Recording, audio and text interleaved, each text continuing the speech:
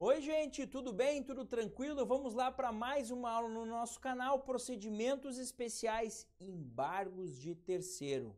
Um dos procedimentos especiais mais importantes do Código de Processo Civil. E por quê? Porque acontece todo dia no Poder Judiciário. O tema é fácil? Não, o tema não é fácil. Muita gente se confunde? Sim, muita gente se confunde. Então vamos fazer o que agora? Vamos acabar com essa confusão, vamos objetivar, explicar de uma forma bem clara e objetiva o tema dos embargos de terceiro aqui, tá? Lembrando que aqui no canal já tem outros conteúdos de procedimentos especiais, como por exemplo, ação de exigir contas, ações possessórias e outros conteúdos. Se não assistiu, confere lá e claro, como diz a minha Gabizinha, dá um like aqui, né, papai? Dá um like aqui, comenta, tira a sua dúvida, deixa a sua dúvida aqui embaixo, tá? Compartilha com os amigos e se não é inscrito no canal, se inscreve, me dá uma moral lá. Chega de assistir só receita de comida, que nem o professor Guilherme faz, e vamos estudar processo civil junto aqui. Então vamos lá, embargos de terceiro, começando pelos dispositivos legais. Onde é que isso está no código, prof? 674 ao 681 do CPC, certo? Certo. Então, professor, eu vou desligar agora essa aula, vou ler esses dispositivos e tô craque em embargo de terceiro, certo? Errado. Os dispositivos não são tão simples assim, a gente tem algumas questões jurisprudenciais importantes, então fica comigo até o final deste ou destes vídeos, porque eu acredito que a gente não esgote o tema em apenas uma aula, beleza? Vamos lá então para falar um pouquinho de forma introdutória para entender quando é que cabe isso daqui. Então a primeira afirmação que eu trago aqui para vocês, olha lá. Trata-se de ação própria e de conhecimento que tem por objetivo fazer cessar a eficácia de ordem judicial que gerou uma indevida constrição de bens. Essa constrição de bens aqui, ó, apesar de ter uma omissão legislativa nesse caso, entende-se que é uma constrição judicial de bens. Em resumo, você tem uma decisão judicial que fez uma constrição judicial sobre um bem seu e que você entende que é indevida e você não é parte nesse processo judicial, você vai lá e apresenta os embargos de terceiro. Prof, me dá um exemplo disso. Imaginem que você, livre, leve e solto, não sabe o que está acontecendo, de repente vem uma ordem de penhora sobre um bem seu. Ai, mas o que eu tenho a ver com a briga do João e com a Maria? Eu sou o Guilherme, não tem nada a ver e o meu bem foi penhorado? Isso é um caso típico de embargos de terceiro. Uma decisão judicial determinou a penhora sobre um bem seu, você não faz parte daquele processo judicial, você vem e apresenta os embargos de terceiro, tá? Mas quem que diz isso? Não sou eu. Quem diz isso é o caput do 674. Olha lá. Quem não sendo parte no processo, ó. Se ele não é parte no processo, ele é um terceiro. Sofrer constrição ou ameaça de constrição sobre bens que possua ou sobre os quais tenha direito incompatível com o ato constritivo, poderá requerer seu desfazimento ou sua inibição por meio de embargos de terceiro, tá? Vamos trazer um negocinho importante aqui para vocês, porque ele fala assim, ó. Sofrer constrição ou ameaça de constrição, desfazimento ou inibição. Prof, o que é isso? Primeira coisa que vocês precisam compreender. Claro, a gente já viu que isso aqui é uma ação de um terceiro que não faz parte do processo, pelo menos essa é a regra, e ele olha lá dentro daquele processo judicial, tem uma decisão que fez uma constrição judicial sobre um bem dele, ele não gostou dessa decisão judicial, ele fala, meu Deus, sacanagem, meu bem não tem nada a ver com isso, apresenta essa ação de conhecimento contra essa outra decisão judicial, é isso que a gente vai ver daqui a pouco, tá? Agora, eu falo em inibição ou desfazimento, em constrição ou ameaça de constrição. Por quê? Porque os embargos de terceiro, eles podem ser repressivos quando já aconteceu a constrição judicial, ou eles podem ser preventivos, quando há uma ameaça. E claro, uma ameaça real. Então, uma coisa é eu te dizer, o bem já foi penhorado. A constrição já aconteceu. Outra coisa é eu dizer, tem uma ordem de penhora que ainda não foi cumprida. Opa, não tem constrição, mas vai ter, né? Vai ter, eu quero evitar, porque já tem a ordem judicial mandando penhorar. Então, só falta penhorar. Então, provavelmente vai acontecer? Vai acontecer. Eu posso inibir isso daí. Beleza? E aí, gente, eu vou trazer aqui para vocês, tá? Eu vou trazer aqui para vocês. Calma aí.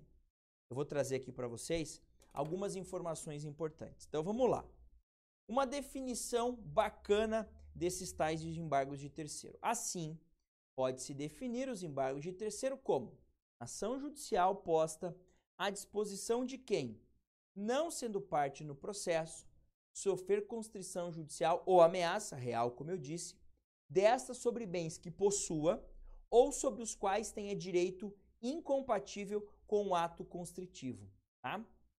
Aí olha o que diz ali, exemplo, ao credor com garantia real, ainda que não tenha posse do bem, se confere legitimidade para o manejo de embargos de terceiro. Como assim, professor? O credor com garantia real, tá? Então imagine o seguinte, eu fiz um contrato com uma pessoa, tá? E como garantia desse contrato, essa pessoa dá um bem. Ela coloca lá no contrato o seguinte, ó, esse imóvel fica como garantia de pagamento da dívida, tá? Então eu sou um credor dessa pessoa e tem uma garantia real. Qual é a garantia real nesse caso? É uma hipoteca. A gente faz uma hipoteca sobre esse bem aí, beleza? Aí esse bem sofre uma constrição judicial. Vejam, eu não sou o possuidor. Vamos imaginar que num outro processo judicial esse bem é penhorado. Eu não sou o possuidor dele, tá? Mas eu tenho um direito incompatível com isso. Por quê? Porque essa penhora, se for levada adiante, e se esse bem for vendido no leilão judicial, e se esse dinheiro for usado para pagar uma outra dívida, ixi, perdi a minha garantia real. Eu posso apresentar os embargos de terceiro? Posso. Para quê? Só para avisar o seguinte, beleza, vocês venderem esse troço aí, uma parte do valor serve para pagar a minha dívida, porque afinal, esse bem estava garantindo essa dívida aí. Beleza? Tranquilo? Entendido isso, vamos para uma súmula importante do STJ, tá? A gente viu quando cabe, falamos aqui das hipóteses, e olha essa súmula 195, súmula antiga, bem antiga, diz assim: em embargos de terceiro, não se anula ato jurídico por fraude contra credores. A fraude contra credores, tá? Ela autoriza que você anule um ato jurídico, por exemplo, um negócio jurídico. Só que tem uma ação específica para isso, chamada de ação pauliana. Então, o que essa súmula quer dizer é o seguinte: se você objetiva anular um negócio jurídico porque houve fraude contra credores, tá? Você não pode se valer dos embargos de terceiro. Porque os embargos de terceiro não têm essa finalidade de anular um negócio jurídico em razão da fraude contra credores. Só que olha que interessante, um entendimento bem recente do STJ, que não se confunde com a súmula, mas, e se alguém for desatento, poderia confundir. Entendimento de 27 de abril de 2021, data véspera do aniversário da Bruna, da minha esposa. Exarado ali no RESP, 1.927.496 de São Paulo. Professor, você na lata lembra 27 de abril, véspera do aniversário da Bruna? Sim, e antevéspera do nosso aniversário de namoro. É isso aí, 29 de abril, completamos em 2021 17 anos de namoro. Sério que vocês ainda contam data de aniversário de namoro? Que brega! Sim, somos bregas, contamos sim. Beleza? Vamos lá. Olha o que diz esse entendimento recente do STJ. A nulidade de negócio jurídico simulado pode ser reconhecida no julgamento de embargos de terceiro. O que ele quer dizer? Você acabou de falar que a súmula proíbe. Não, a súmula proíbe a anulação do negócio jurídico por fraude contra credores. Aqui ele está dizendo, em embargos de terceiro, eu posso reconhecer a nulidade. Porque se o negócio é simulado, ele é nulo de pleno direito, só basta alguém reconhecer. Então ele está dizendo que o juiz pode reconhecer isso nos próprios embargos de terceiro. Beleza? Então, cuidado. Essa súmula aqui não anula isso daqui. São coisas diferentes, porque às vezes você começa a pesquisar na jurisprudência, estudar e fala, ei, o professor se confundiu. Não, o professor até pode se confundir, mas aqui não, porque a gente tem esses dois entendimentos. Beleza? Prof, entendi. Agora, quem pode propor os embargos de terceiro? Um terceiro, né? Certo, certo. Um terceiro que tenha tido ali um ato constritivo contra a sua posse, contra um direito incompatível com essa constrição, beleza. Mas dá para especificar melhor? Dá, porque o código faz isso, tá? O código, ele diz que para poder ajuizar embargos de terceiro, a pessoa pode ser um proprietário, inclusive o proprietário fiduciário ou o possuidor, tá? E a jurisprudência entende que até mesmo aquele que, por exemplo, eu comprei um automóvel por meio de um contrato de alienação fiduciária. O banco é o proprietário fiduciário, né? O credor fiduciário nesse caso aí. Até que eu pague tudo para ele, ele ainda é o dono, tá? Então, eu tenho a posse disso aí, mas eu tenho essa posse com base nessa fidúcia, com base nesse contrato. Tanto eu quanto o banco seríamos legítimos para propor uns embargos de terceiros, segundo o entendimento jurisprudencial, tá? Mas, além disso, o código traz e ele especifica algumas hipóteses em que é possível o ajuizamento dos embargos de terceiro. Então, dizendo, olha, eu vou deixar bem claro aqui para vocês alguns terceiros que podem ajuizar essa ação de embargos de terceiro. Então, olha lá. Primeiro deles. Considera-se terceiro o cônjuge ou companheiro quando defende a posse de bens próprios ou de sua ameação, ressalvado o disposto no artigo 843. E aí eu coloco em vermelho ali, isso são os bens indivisíveis. Como assim, professor? Antes de explicar, só vou ler a observação aqui e já te explico. O fato de o casal ter separado judicialmente não obsta o ajuizamento dos embargos de terceiro para a defesa da meação em imóvel ainda não partilhado. Porque muitas vezes o casal se separa, tá? Só que deixa a partilha de bens para um outro momento. Ele faz lá o divórcio, ó, acabou o vínculo, mas esse bem a gente não conseguiu partilhar ainda, está numa discussão, faz a partilha depois. É possível entrar com os embargos de terceiro sem dúvida nenhuma, tá? Qual que é a lógica aqui de proteção de bens próprios? Por alguma razão, num processo de execução, por exemplo, a Bruna é executada e eles fazem a penhora sobre um bem que é só meu, que não é do casal. Um bem adquirido antes da constância do casamento. Então é um bem móvel que está lá na nossa casa, mas que é meu, é de antes do nosso casamento. Eu venho e digo, ó, seguinte, esse bem meu é próprio, é meu só, tá?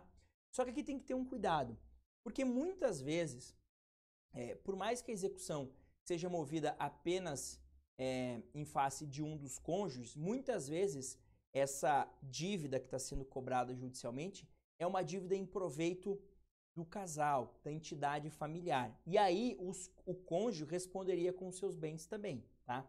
Então, um exemplo bem tosquinho que a gente dá assim.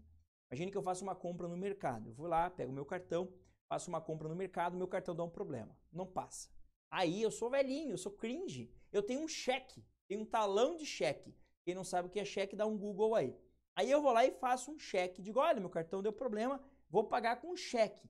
Faz um Pix. Não, não quero fazer Pix, eu quero fazer um cheque. Aí eu faço o cheque. O cheque está no meu nome, é uma conta pessoal minha, não é uma conta do casal, tá?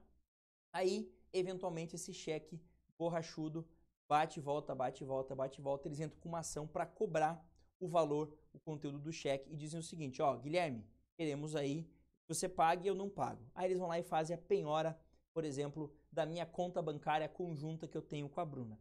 A Bruna pode chegar e apresentar embargos de terceiro e dizer, ó, seguinte, essa conta também é minha. Mas provavelmente o juiz ia dizer, mas essa dívida é do casal. Não, mas tá, o cheque é do Guilherme, eu sei. Mas é uma compra de mercado, presume-se que é para a entidade familiar.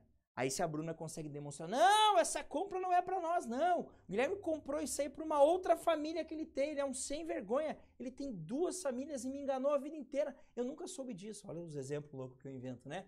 Aí sim, poderia dizer, olha, os meus bens, Bruna, não podem responder. A minha ameação aqui, a minha parte da conta não pode responder por isso aí. Então, seria possível? Seria possível.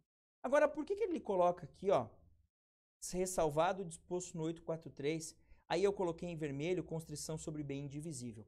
Porque quando o bem é indivisível, não tem muito como evitar. Então, vamos imaginar o seguinte, tá? Alguém faz a penhora sobre um carro meu, tá? Aí a Bruna vem e diz assim, ó, juiz, o seguinte, esse carro aí foi comprado depois que a gente casou. Esse carro, então, é do casal, tá? Tá em nome do Guilherme, mas é nosso, é do casal, beleza. Aí o juiz fala, eu sei, mas o carro vai ser usado para pagar a dívida. Não tem como a gente dividir o carro no meio, falar, Bruna, pega a tua metade aí, a outra metade eu levo pro leilão. Não, a gente vende o carro no leilão. Metade do valor é teu, Bruna, porque você não tem nada a ver com a história, e a outra metade vai resolver a dívida. Então não vai fazer sentido, você não vai evitar a penhora, não vai evitar a alienação judicial do bem. Por quê? Você apenas vai reservar a parte da ameação, tá? Então, muitas vezes, quando você entra com essa situação dos embargos, você evita. Então, assim, se a Bruna conseguisse demonstrar, naquele caso da penhora da conta conjunta, que a dívida não pertence a ela, é só do Guilherme, o juiz ia falar, tem na conta 10 mil, eu só penhoro 5 mil e os outros 5 mil eu libero porque é da Bruna, não tem nada a ver com a história. E só 5 mil é usado. Agora, no caso de um bem indivisível, penhorei o carro. Não dá para penhorar metade do carro, né? Ou vender metade do carro. Eu digo, penhora o carro. O carro vai para leilão. Metade disso aqui, a Bruna me alertou aqui, né? É dela.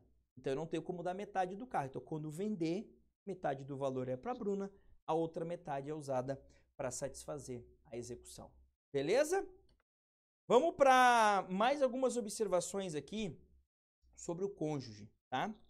Olha lá. Então, em relação ao cônjuge, é importante fazer a seguinte observação, ou as seguintes, tá? Quando em processo judicial ocorre a penhora de bem imóvel ou direito real sobre imóvel, é necessário se fazer a intimação do cônjuge do executado, salvo se forem casados em regime de separação absoluta de bens. Por que isso? Quando você faz essa intimação, é justamente para que o cônjuge venha no processo e diga assim, ah, legal, vai ser vendido esse imóvel? Beleza. Quando for vendido, como eu tenho direito à metade, a minha metade vai ser protegida. Então você acaba intimando o cônjuge justamente para que ele saiba que aquele bem vai ser levado a leilão judicial, mas ele pode exercer o direito dele de meio, pegar a metade dele, tá? Agora, olha que interessante. Quando esse cônjuge é intimado, o que ele pode fazer? Ele pode, digamos que ele teria dupla legitimidade, a gente diz assim. Primeiro, legitimidade 1, ajuizar embargos à execução quando pretender impugnar o título, a dívida ou a regularidade do processo de execução. Então a execução é só contra o Guilherme e penhoraram lá um imóvel do Guilherme, que o Guilherme é casado em comunhão parcial de bens, e intima a Bruna. A Bruna pode apresentar embargos à execução? Pode. Se for para atacar o título. Ah, essa dívida é um absurdo, estão cobrando uma dívida prescrita, ou o juízo é incompetente, então atacar a execução ou o título ou a dívida, ela pode apresentar embargos à execução. Mas se ela quiser apenas proteger a sua ameação, aí ela faz embargo de terceiro. Ela diz assim, ó, não quero discutir a execução, eu quero discutir a penhora sobre esse bem que vai me prejudicar. Aí sim, aí faz via embargos de terceiro, tá? E a ideia, repito aqui, desse embargo de terceiro, até hoje a jurisprudência diz que não faz muito sentido a pessoa apresentar, porque ela vai apresentar o embargo de terceiro não para obstar a penhora desse bem indivisível, não. Vai apenas apresentar o embargo de terceiro para garantir a sua ameação. Em resumo, quando esse bem for a leilão e for vendido, metade fica para ela, metade restante vai ser utilizada para a satisfação do crédito exequendo. Beleza? Vamos lá, já se caminhando para o final desse bloco aqui, tá? Segundo que a gente tem aqui que é considerado terceiro, legitimado para propor embargos de terceiro. O adquirente de bens cuja constrição decorreu de decisão que declara a ineficácia da alienação realizada em fraude à execução. Como assim, professor? Vamos lá, exemplo bem simples. Eu comprei um imóvel do João, beleza? Beleza. Lá num processo judicial em que o João é executado, tá? O Antônio, que é o credor, diz o seguinte: senhor juiz, o João tinha um imóvel. E no curso do processo, ele vendeu esse imóvel para o Guilherme. Então eu quero que decrete fraude à execução. O João vendeu já para fraudar a execução. O juiz vai lá e decreta a fraude à execução, dizendo o seguinte: essa venda é ineficaz perante o processo. Antônio, vou fazer a penhora no bem, que agora está com o Guilherme. O Guilherme, olha e fala: peraí, sacanagem. O que eu tenho a ver com a história? Eu não sou parte no processo. Eu sei que não é, mas eu fui atingido. Porque, vejam, lá no processo de execução, o juiz disse: o imóvel que o João vendeu para o Guilherme foi no intuito fraudulento. Então eu declaro a fraude à execução. Não anulou o negócio jurídico? Não, de forma alguma. Não anulou. Mas ele disse: esse negócio é ineficaz. Ineficaz como? O Antônio, que é o credor, vai poder penhorar um imóvel meu. É como se essa venda nunca tivesse acontecido. Ela aconteceu. Mas para aquele processo, é como se o imóvel continuasse na propriedade lá do João. Então ele faz a penhora sobre aquele imóvel. Eu, que fui prejudicado, posso apresentar embargo de terceiro. Beleza? Terceira hipótese. Olha lá. Quem sofre constrição judicial de seus bens por força de desconsideração da personalidade jurídica de cujo incidente não fez parte.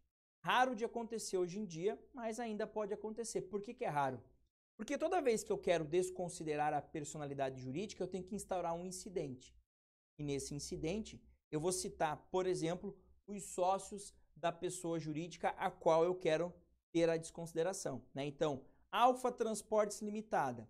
Eu quero atingir o patrimônio dos sócios, João e Maria. Eu apresento um incidente onde João e Maria serão citados para se manifestar e lá o juiz vai decidir. Agora imagine que o juiz diga: não, vamos desconsiderar e nem precisa avisar o João e a Maria. E já atinge o patrimônio de João e Maria. João e Maria podem o quê? Apresentar embargos de terceiro. Tá? E por fim, o credor com garantia real para obstar expropriação judicial do objeto de direito real de garantia, caso não tenha sido intimada nos termos legais dos atos expropriatórios respectivos. Raro de acontecer também, por quê? Quando você tem um credor com garantia real, é muito comum que se saiba dessa garantia real. Por exemplo, eu vou levar um imóvel para leilão. Eu vou lá e penhoro um imóvel de uma parte. Leilão judicial. Eu olho na matrícula do imóvel e diz assim: hipoteca em favor da Caixa. O que eu tenho que fazer? Intimar a Caixa.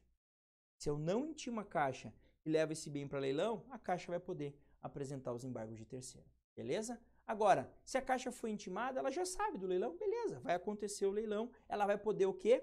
Quando esse bem for vendido, parte desse valor vai ser usado para pagar a dívida que tem com a Caixa, porque afinal esse imóvel era usado para garantir o pagamento da dívida com a Caixa. Com a venda dele, eu não posso perder essa garantia, então eu pego esse valor e entrego para a Caixa. É assim que vai funcionar. Beleza?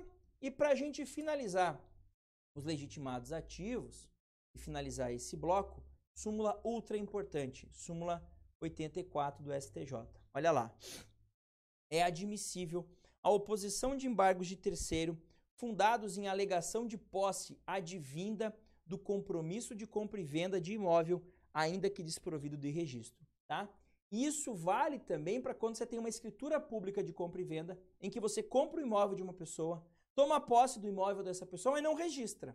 Aí vem num outro processo judicial, por exemplo, alguém vai lá e penhora esse imóvel. Vamos imaginar um exemplo bem, assim, ó, bem simples. A vende imóvel para o B, tá? O B não registra. O B faz a escritura pública, paga o valor, mas não vai lá na matrícula.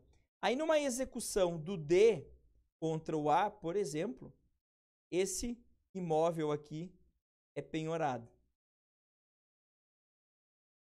Ué, por quê? Ué, o D está executando, o D procura bens e acha lá em nome do A um imóvel que está no nome do A. faz a penhora. O B pode falar, ei, seguinte, embargo de terceiro, esse imóvel agora é meu. Pode. Ou tem um compromisso de compra e venda para mim. Pode? Pode, sem problema nenhum. Mesmo que não haja registro disso, tá? A gente vai ver as consequências disso no processo judicial no próximo bloco, mas é possível sim os embargos de terceiro. Legal? Então é isso. Fechamos aqui. Na volta do bloco a gente continua com os embargos de terceiro. Deixa sua dúvida aqui embaixo. Se não é inscrito no canal, se inscreve, compartilhe o conteúdo. Um grande abraço e até mais.